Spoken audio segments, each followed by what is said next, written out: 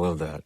So I actually developed a little journal entry that I have on my website that free. It's a difficult conversation guide. So it has like the person's name, who you're going to talk to, what you know about their own character, their ability, what kind of trigger areas, what are they sensitive to, what are they not sensitive to, how confident do you feel going into that conversation?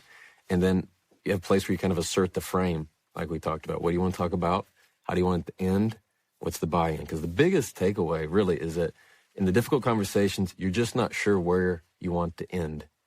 You're really good at taking off.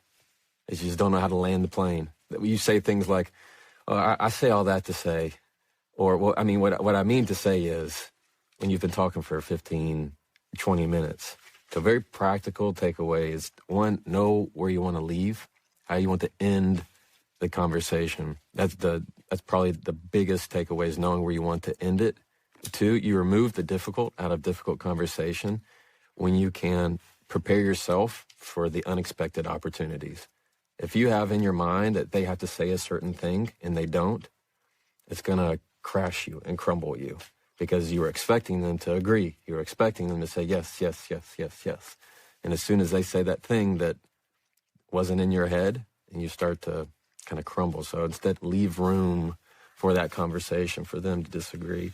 Next would be, as I always say, have something to learn, something to prove. So if you can ask for, probably write down 3 questions that you can ask them and set the goal for the conversation. We often get into conversations to not know what the goal is, not know why we're in the room.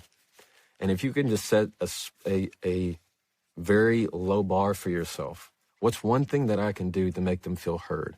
What's one thing I can do to show gratitude for this conversation? What's that one question I can ask that's going to make them feel like I'm listening to them? Those are the things that are going to get more out of the difficult conversation, that it's going to set you up for a very easy success. Great question. Thanks.